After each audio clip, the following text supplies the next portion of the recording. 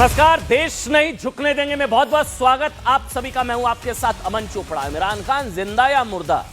क्या मुनीर से दुश्मनी में इमरान खान को गुपचुप मरवा दिया गया है? मृत्यु दंड दिया जा चुका है, लटका दिया गया इमरान खान को। इसकी भी बात। कवर स्टोरी नंबर 2 आज की बहुत बड़ी खबर है। पॉलीगैमी, बहुविवाह, एक के रहते हुए दूसरी शादी, 7 साल की सजा हो गया भारत में। एक स्टेट असम में हो गया है। वैसे उत्तराखंड में यूसीसी है जिस वजह से नहीं हो सकता, लेकिन पॉलीगैमी, बहुविवाह को अपराध की श्रेणी में रखने की दिशा में बहुत बड़ा कदम। 7 साल की सजा। Cover story number 3। टीएमसी नेता हुमायूं कबीर ने क्या मुर्शिदाबाद में 70% मुस्लिम होने की बात कह के 30% हिंदुओं को खुली धमकी दे दी है क्या? बाबरी पर 70% वाली धमकी। और हाथ से निकल गया कर्नाटक। क्या बिहार के बाद अब कर्नाटक हाथ से निकलेगा? क्या इसके लिए गांधी परिवार जिम्मेदार है? कर्नाटक में बड़े बड़े कांग्रेस के नेता कह रहे हैं गांधी परिवार की वजह से यह सब कुछ हो रहा है और केंद्रीय नेतृत्व की वजह से।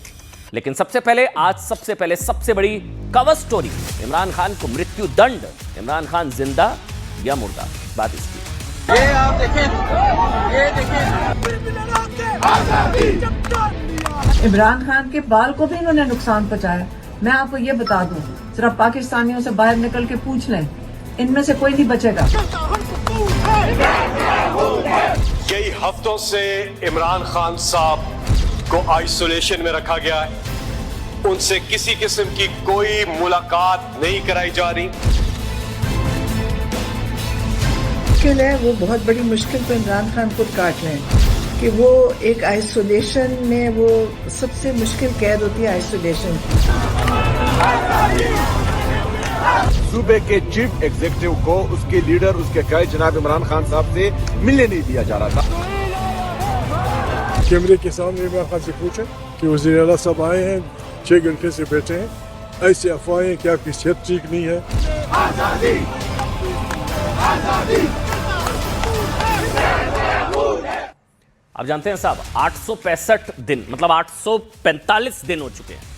845 दिन इमरान खान जेल में सड़ रहा है। इमरान खान जेल की हवा खा रहा है। 845 दिन। पिछले 30 दिनों से तो उसका कोई अता पता ही नहीं है, वो जिंदा है, मर गया है, मुर्दा है, कुछ नहीं पता।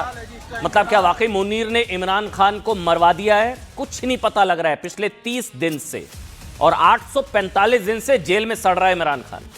पिछले 1 महीने से उनके जिंदा रहने का एक भी सबूत अडियाला जेल से बाहर नहीं आया है। कुछ नहीं पता है अभी। उनके परिवार वाले, उनके चाहने वाले धरने पर बैठे हैं। कैदी नंबर 804, इसका इमरान खान का कैदी नंबर है 804। ये नारेबाजी चल रही है। जेल के बाहर धरने पर बैठे हैं लोग। ये लोग रोज लाठी डंडे खा रहे हैं इमरान खान के लिए। हालत यहां तक हो गई है कि अब उन्हें बेरहमी से पीटा जा रहा है, दौड़ा। अच्छा, ये तो सीएम है वहां, खैबर पख्तूनख्वा के सीएम। देखिए कैसे अब इसका ये हाल किया, तो इमरान खान का जेल के अंदर क्या किया होगा? ये पाकिस्तान के पूर्व प्रधानमंत्री इमरान खान के बुरे दिनों की शुरुआत कब हुई थी वो बताएं। लेकिन ये देखिए आप, ये खैबर पख्तूनख्वा के सीएम सड़कों पर दौड़ा दौड़ा कर पीटा गया इनको। लेकिन ये पूरी तस्वीर आगे भी आपको दिखाएंगे। लेकिन ना एक चीज बहुत जरूरी है, ये इमरान खान और मुनीर, ये मुनीर ने इमरान को मरवा दिया, ये इन दोनों के बीच की लड़ाई की वजह जानते हैं? वैसे बताया जाता है कि बुरे दिनों की शुरुआत इमरान खान की तब हुई जब उसके ना चाहने के बावजूद मुनीर सेना प्रमुख बन गया नवंबर 2022 में। इसके बाद अगस्त 2023 में इमरान खान को जेल में ठूस दिया गया। तब से लेकर आज तक 845 दिन, 845 दिन। अभी 2 दिन पहले ही आरोप लगे थे कि इमरान खान से मिलने के लिए धरने पर बैठी उनकी 3 बुजुर्ग बहनों को दौड़ाया गया, पीटा गया, बालों से घसीटा गया, बदसलूकी की गई उनके साथ। इस तरफ ये उनकी बहनें, उन्हें बाल पकड़ पकड़ कर घसीटा गया, मारा गया, लाठियां मारी गई। ये सब उनकी बहनों ने बताया। और कल मुनीर के इशारे पर खैबर पख्तूनख्वा राज्य के जो सीएम है, ये जो पिट रहा है ना पुलिस के बीच में, ये वहां के एक सूबे का सीएम है, इसका नाम है सोहेल आफरीदी। इसको जमकर पीटा। देखिए सड़क पर लिटा लिटा कर पीटा, लाते घूंसे मारी। सीएम एक स्टेट का, लेकिन हमें नहीं पता इमरान जिंदा है या मर गया है। मुख्यमंत्री सोहेल आफरीदी इमरान खान से मिलने की मांग को लेकर अडियाला जेल गए ये, लेकिन उन्हें मिलने नहीं दिया गया। मतलब पता नहीं ये सीएम के पिटने की तस्वीरें हैं या पाकिस्तान के लोकतंत्र की पिटने की तस्वीरें हैं, उन्हें मिलने नहीं दिया गया। एक मिनट दिखाई मुझे, 1 मिनट स्क्रीन देखिए, आप ये तस्वीरें देखिए, अच्छा लगेगा आपको। ये आप देखें, ये देखें, ये मुदामत की जा रही है और आप देख सकते हैं तरीके इंसाफ के तमाम एमएनए जो है ये यहाँ पर मौजूद हैं और पुलिस वालों के पीछे ये सूरत हाल है जिस टाइम यहाँ ये आप देखें सोहेल आफरीदी। अच्छा, इसने बहुत विरोध किया लेकिन पुलिस वालों ने इसे मारा, पीटा, बालों से घसीटा, जमीन पर गिराकर तब तक इसे पीटा इस सीएम को खैबर पख्तूनख्वा, जब तक उसके शरीर से खून नहीं बहने लगा।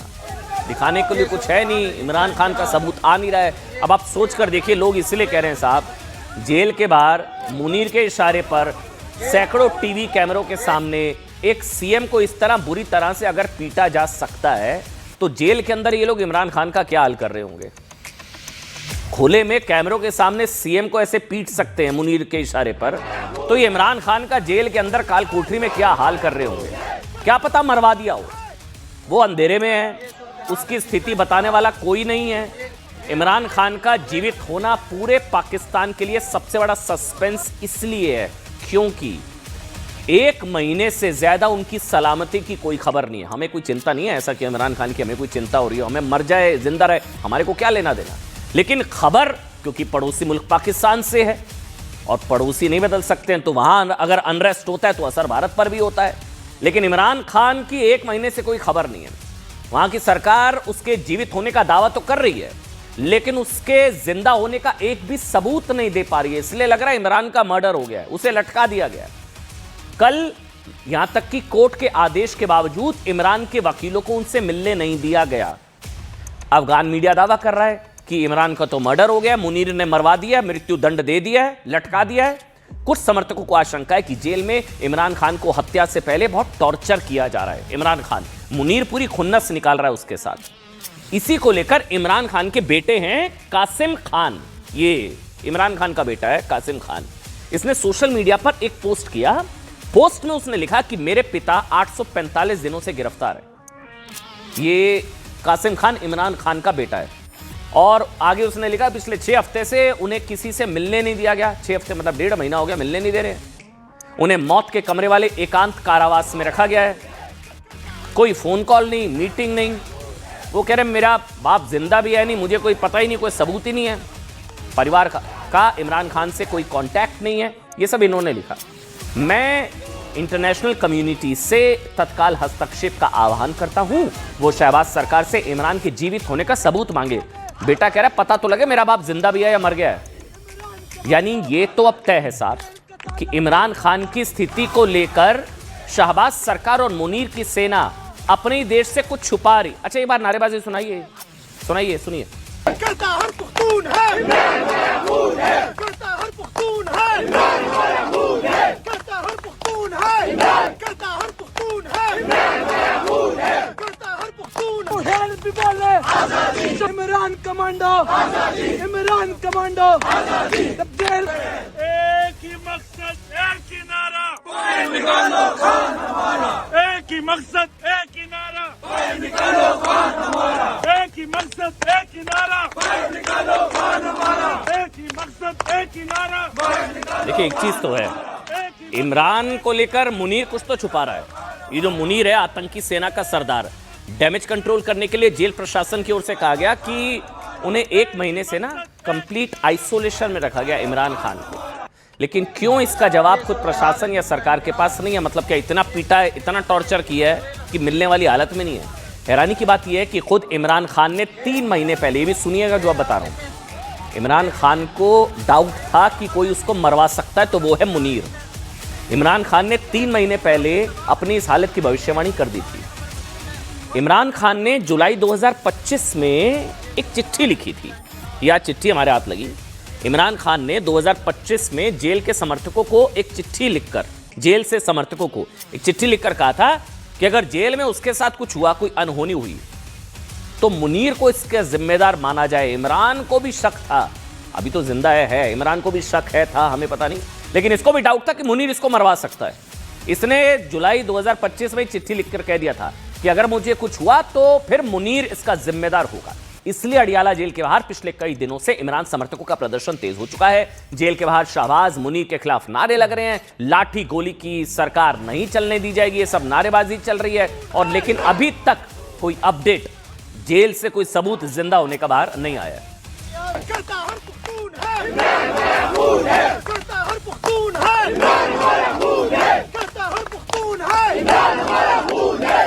रियासत दो दस्तूर करता हर पुख्तून है। इमरान कमांडो, इमरान कमांडो, जब जेल का ताला टूटेगा, जब जेल का ताला टूटेगा, एक ही मकसद एक ही नारा, निकालो खान हमारा, एक ही मकसद एक ही नारा, निकालो खान हमारा, एक ही मकसद एक ही नारा, निकालो खान हमारा, एक ही मकसद एक ही नारा। अच्छा, अब एक खबर समझिए कि इतनी इस अफवाह नहीं है, पता नहीं अफवाह है कि, लेकिन इस खबर को कल इसलिए भी जोर इतना मिला क्योंकि कल सुबह हाईकोर्ट के ऑर्डर के आगे झुकते हुए जेल प्रशासन ने कहा साहब कि इमरान खान के 6 करीबियों को उनसे मिलने दिया जाएगा। ये देखिए, इमरान खान जेल के अंदर वहां पर सड़ रहा है, लेकिन कल हाईकोर्ट ने कहा, और हाईकोर्ट के कहने पर प्रशासन ने कहा 6 लोगों को मिलने देंगे, उनसे 6 करीबियों को इमरान खान से मिलवाएंगे। मुलाकात का टाइम फिक्स हो गया, दोपहर 2 बजे मिलने का टाइम था, लेकिन कल शाम से लेकर आज तक, आज शाम हो गई है, जेल प्रशासन से ना किसी को इमरान से मिलने दिया गया, ना ही कोई भरोसेमंद अपडेट दिया गया है। इसी के बाद इमरान के समर्थक फिर जेल के बाहर जमा हो गए फिर से। खैबर पख्तूनख्वा के मुख्यमंत्री सोहेल आफरीदी रात भर आग जलाकर इमरान खान से मिलने का इंतजार करते रहे, सूबे के सीएम खैबर पख्तूनख्वा। इसी दौरान उनकी पिटाई भी हुई, वो पिटे भी, घसीटे भी गए, लेकिन पंजाब प्रांत की मुख्यमंत्री मरियम नवाज ने इसके विरोध में कुछ नहीं किया। इसी से नाराज इमरान समर्थक इतना भड़क गए कि वो अपने ही देश के खिलाफ टुकड़े टुकड़े वाले नारे लगा रहे हैं, आजादी आजादी के नारे। सुनिए,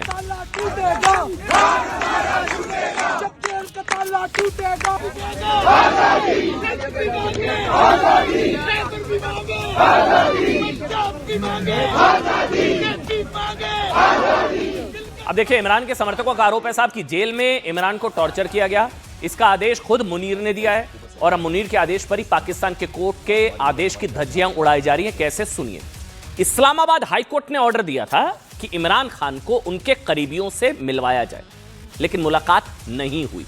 ऑर्डर था लेकिन मुलाकात नहीं हुई। पाकिस्तानी सुप्रीम कोर्ट भी ऑर्डर दे चुकी है कि इमरान खान को उनके शुभचिंतकों से मिलने दिया जाए, फिर भी कोई इमरान खान से नहीं मिल पाया। खैबर पख्तूनख्वा की विधानसभा ने भी इमरान खान से मुलाकात को लेकर प्रस्ताव पास किया, मुलाकात संभव नहीं हो पाई। साहब, इसी से डाउट हो रहा है, अंदाजा लगाया जा सकता है कि पाकिस्तान में इस वक्त क्या हालात है। हाईकोर्ट नहीं, सुप्रीम कोर्ट का आदेश भी वहां पर नहीं माने जा रहा है। आदेश की धज्जियां उड़ाए जाने के बाद भी ना तो हाईकोर्ट ना सुप्रीम कोर्ट की हिम्मत है कि मुनीर के खिलाफ कुछ किया जा सके। इसलिए इमरान के समर्थकों के पास अब सिर्फ प्रदर्शन ही एकमात्र सहारा है। देखिए, इमरान समर्थक तो यहां तक तैयार है कि भले मुलाकात ना कराई जाए, बस इमरान का 2 मिनट का एक वीडियो आ जाए, 2 मिनट का वीडियो, जिससे उन्हें तसल्ली हो जाए कि इमरान खान सही सलामत है। लेकिन मुनीर फोर्स इसके लिए भी तैयार नहीं है। हालांकि कहा जाता है साहब, एक चीज सबसे ज्यादा जरूरी है कि मुनीर और इमरान की दुश्मनी की शुरुआत कहां से हुई। अगर ये कहा जा रहा है कि मुनीर इमरान को मरवा सकता है, ये क्यों कहा जा रहा है, ये कहानी मैं सुनाऊंगा, लेकिन पहले एक बार लोगों को सुनते हैं।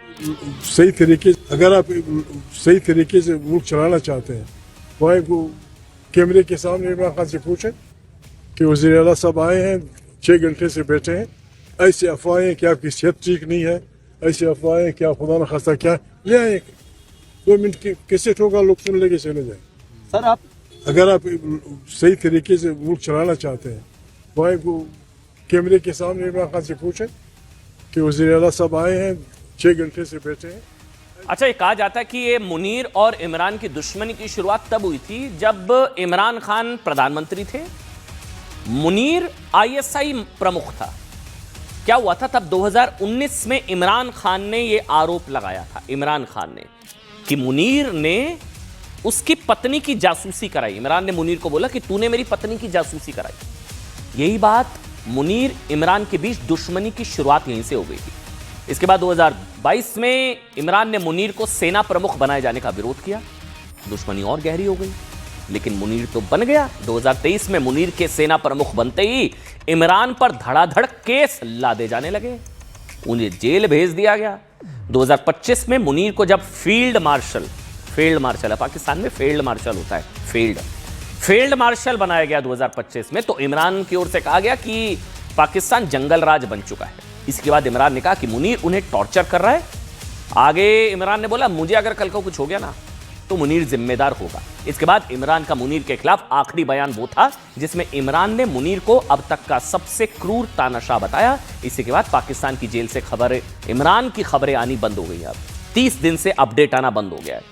अब जेल में उसकी हत्या की आशंका जताई जा रही है। इसके बाद पाकिस्तान विद्रोह की लैंडमाइन पर बैठा हुआ दिखाई दे रहा है। इमरान के समर्थक कह रहे हैं कि मुनीर की हिम्मत इसलिए बढ़ी हुई है क्योंकि उसे ट्रंप का सपोर्ट है, मुनीर को ट्रंप का सपोर्ट है, इसलिए उसकी हिम्मत बढ़ी हुई है। सुनिए। और ये जो है आप इसको नॉर्मल ना समझें, इसका प्रेशर जो है इन पर है और ये इसका अंदाजा हमें है।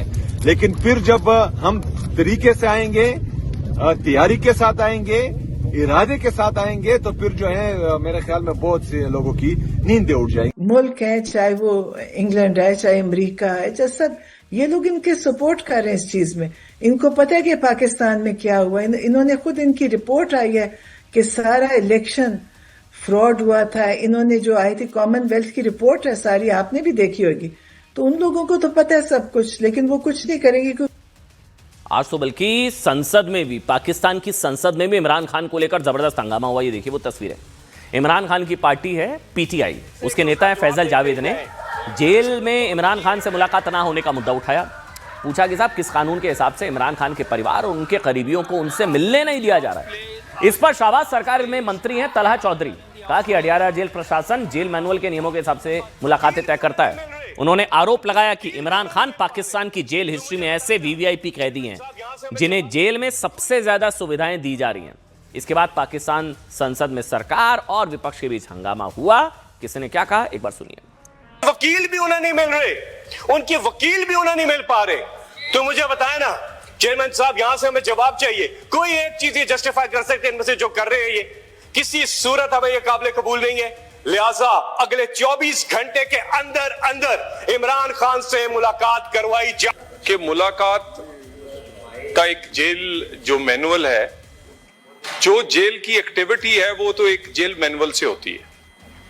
सर, पाकिस्तान की तारीख का सबसे वीआईपी कैदी जो है ना वो इस वक्त है, यानी देसी मुर्गे। चलिए आगे बढ़ते हैं। इमरान खान जिंदा है, मर गया है, कुछ नहीं पता, लेकिन एक अपडेट दे देते हैं। इमरान खान का बेटा जो कह रहा है कि मेरा बाप जिंदा मर गया पता नहीं, लेकिन यहां खबर आई है कि उसके बेटे को धमकी दे दी गई है कि अगर तू पाकिस्तान आ गया तो तेरा भी तेरे बाप वाला हश्र करेंगे। ये भी खबर आ गई है, तुझे भी गिरफ्तार कर लिया जाएगा। आगे बढ़ेंगे। आज की दूसरी बड़ी खबर, बाबरी को लेकर बंगाल के 30% हिंदुओं को क्या सीधे सीधे धमकी दे दी गई है। 70% वाली धमकी 30% हिंदुओं को किसने दी, क्यों दी, बात अब इसकी।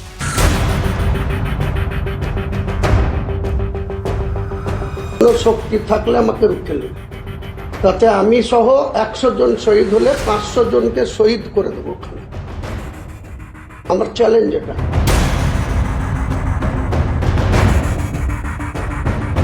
ये टीएमसी का खुला खेल है, तुष्टीकरण का, अपीजमेंट का, वोट बैंक पॉलिटिक्स का। हिंदू आस्था को दो गाली ताकि मिले किस प्रकार से वोट बैंक की ताली।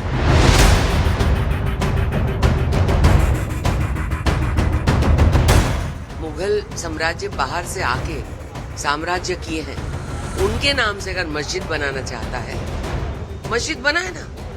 तो ऐसे हजारों मस्जिद है पूरे भारत में, तो संख्या गिना क्यों रहे हैं। मैं 1 करोड़ रुपए की घोषणा कर रहा हूं कि जो उस टीएमसी विधायक की गर्दन काट के ले आएगा उसको मैं 1 करोड़ रुपए का पुरस्कार दूंगा।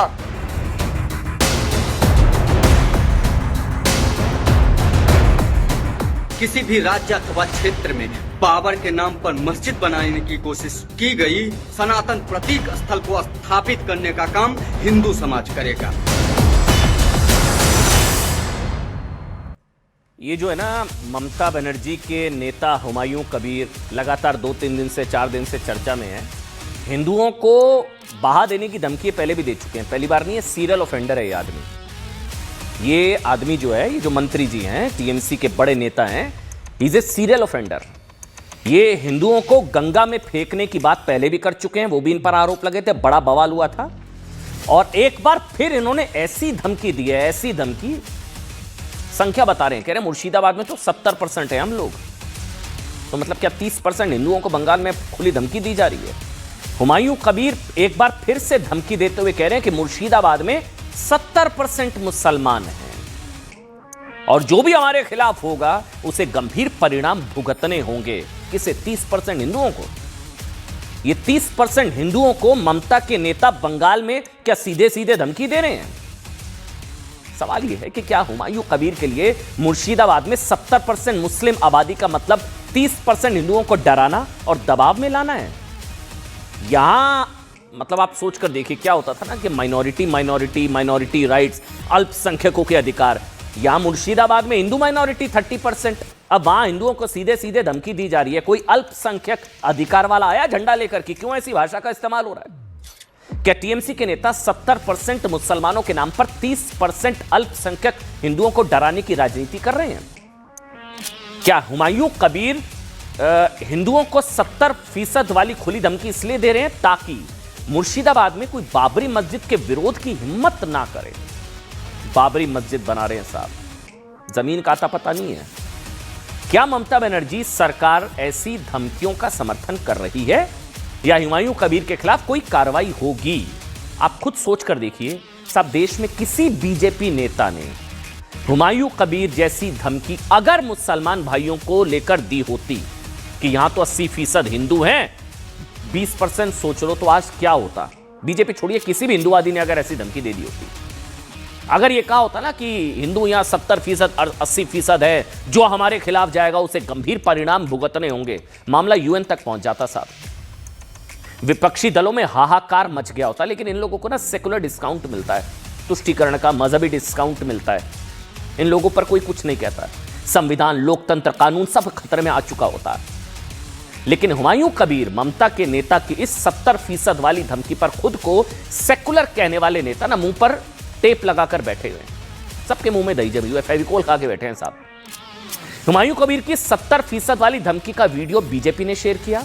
इस वीडियो में वो ये धमकी भी देते हुए दिखाई दे रहे हैं, अगर उन्हें किसी ने रोकने की कोशिश की, कह रहे हैं हम 100 शहीद होंगे लेकिन 500 लोगों को लेकर जाएंगे। अब बंगाल में बार बार बीजेपी कहती है पूरे बंगाल में तो 70% हिंदू है ना, मुर्शिदाबाद में 70% मुस्लिम भाई हैं, लेकिन पूरे बंगाल में हिंदू कितने हैं? 70%। तो मुर्शिदाबाद की 70% की धमकी का बदला क्या बंगाल के 70% हिंदू लेंगे? यही बीजेपी पूछ रही है। बीजेपी का कहना है साहब कि टीएमसी विधायक हुमायूं कबीर ने जिस भाषा का इस्तेमाल किया वैसी भाषा गुंडे मवाली यूज करते हैं। इस वीडियो में हुमायूं कबीर ने यह भी कहा है कि बंगाल में मुसलमानों की आबादी जो है ना वो 37% हो चुकी है, 37% हो चुकी है, इन्हें पता है। बाबरी मस्जिद पूरी तरह से बन जाएगी तो वो कह रहे हैं हम 40% हो जाएंगे। इनका मकसद बाबरी इसलिए बनाना है, ये जनसंख्या बढ़ाना चाह रहे हैं। कह रहे हैं अभी 37 है, 40% हो जाएंगे बाबरी बनते ही। हुमायूं कबीर की धमकी उस विवाद के बाद आई जब उन्होंने मुर्शिदाबाद में बाबरी मस्जिद बनाने का ऐलान किया था। इसके बाद साफ देश भर में हिंदू संगठनों, साधु संतों ने इनके बयान का विरोध किया। सुनिए। শক্তি থাকলে আমাকে রুখে নেবে, তাতে আমি সহ 100 জন শহীদ হলে 500 জনকে শহীদ করে দেবো ওখানে। আমার চ্যালেঞ্জ এটা, শক্তি থাকলে আমাকে রুখে নেবে, তাতে আমি সহ 100 জন শহীদ হলে 500 জনকে শহীদ করে দেবো ওখানে।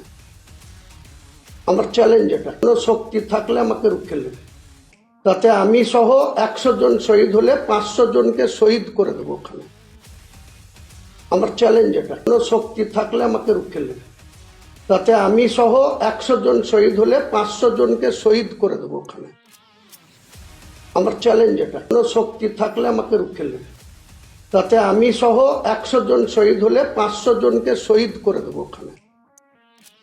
আমার চ্যালেঞ্জ এটা, শক্তি থাকলে আমাকে রুখে নেবে, তাতে আমি সহ 100 জন শহীদ হলে 500 জনকে শহীদ করে দেবো ওখানে। আমার চ্যালেঞ্জ এটা। मस्जिद बनाए ना, तो ऐसे हजारों मस्जिद है पूरे भारत में, तो संख्या गिना क्यों रहे हैं?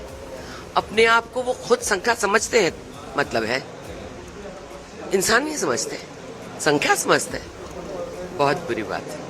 इनके ऊपर कोई कार्रवाई टीएमसी नहीं कर रही। इसका मतलब साफ है कि टीएमसी तुष्टीकरण के खातिर, वोट बैंक के खातिर लगातार हिंदुओं का अपमान करना और हिंदुओं को धमकी देना, हिंदुओं का इस प्रकार से जो लगातार साइडलाइनिंग करना, ये टीएमसी का चरित्र रहा है। चलिए बंगाल के बाद सीधा असम लेकर चलते हैं। असम, हिमंता बिस्वा शर्मा का एक बहुत बड़ा फैसला, बहुत बड़ा फैसला। अब बात इसकी।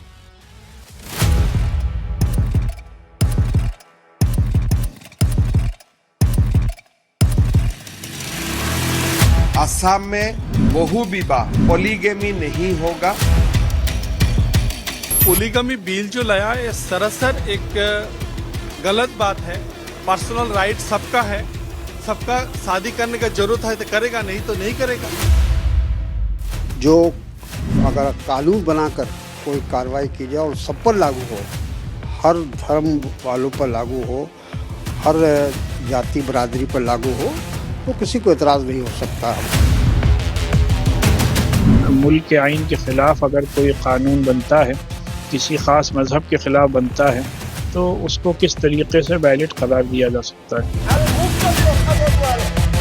भाजपा का एक ही मंशा है कि विभिन्न भारत के और असम के जनजातियों की जो उनकी जो परंपराएं हैं, भाषाएं हैं, विविधता है, पहचान है, कस्टम्स है, उसको खत्म किया जाए।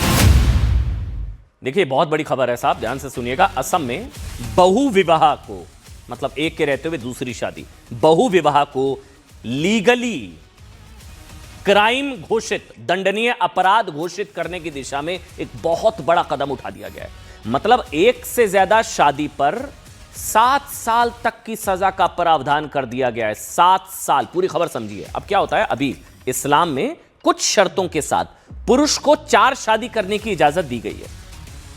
भारत में और कई देशों में रहने वाले मुस्लिम भाई, मुस्लिम समुदाय के लोगों को अपने धार्मिक कानूनों का पालन करने की इजाजत है, लिहाजा वो एक से ज्यादा शादी कर सकते हैं और ऐसा करना कोई इल्लीगल नहीं है। मुस्लिम भाई, बहु विवाह पर रोक लगाने के लिए पूरे भारत में मांग होती है यूसीसी लाओ, यूसीसी लाओ, यूनिफॉर्म सिविल कोड। यह मांग होती है कि सबके लिए कानून बराबर हो। ठीक, लंबे समय से मांग हो रही है। उत्तराखंड में तो आ गया यूसीसी। अब उत्तराखंड में एक व्यक्ति को एक पत्नी होते हुए दूसरी शादी करने की अनुमति नहीं है। उत्तराखंड। अब आज की खबर सुनिए, आज की खबर बहुत बड़ी है। असम की हिमंता सरकार ने महिलाओं को, मुस्लिम बेटियों को, बच्चियों को, महिलाओं को बहुत बड़ा तोहफा दिया है। असम में अब एक से ज्यादा शादी, बहु विवाह करने को अपराध घोषित किया गया है।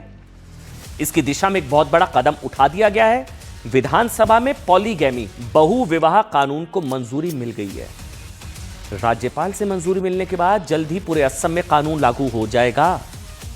हालांकि इस कानून के दायरे में यह इंपॉर्टेंट है जानना, अनुसूचित जनजाति, शेड्यूल्ड ट्राइब्स, अनुसूचित जनजाति के लोगों को बाहर रखा गया है। उन पर यह कानून लागू नहीं होगा। अब कानून क्या है सुनिए।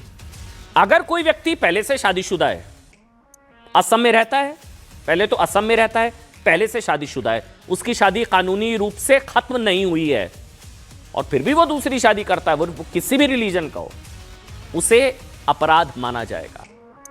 7 साल तक की जेल, 7 साल जुर्माना देना होगा। यहां अब वो पर्सनल लॉज नहीं चलेंगे असम में। इस केस में, पॉलीगैमी के केस में, आप समझ रहे हैं, पॉलीगैमी मतलब बहुविवाह, एक रहते हुए दूसरी, तीसरी, चौथी शादी, 2, 3, 4 बीवियां, वो अब असम में नहीं होगा, नॉट पॉसिबल, क्योंकि अब फिर इलीगल होगा, वो जुर्माना भी देना होगा, 7 साल की सजा भी होगी।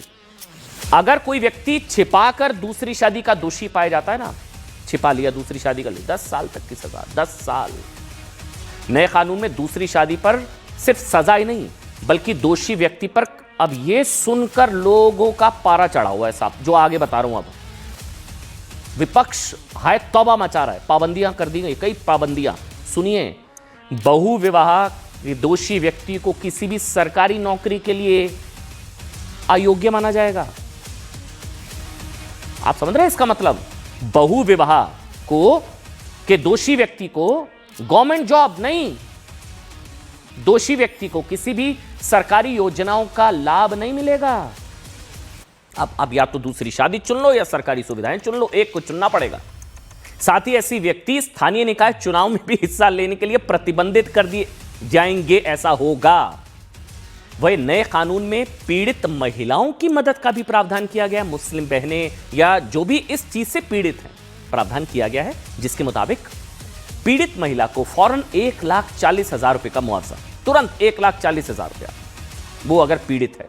पीड़ित महिला को कानूनी सुरक्षा और सहायता प्रदान की जाएगी। साथ ही महिला को आर्थिक सामाजिक सुरक्षा सुनिश्चित की जाएगी।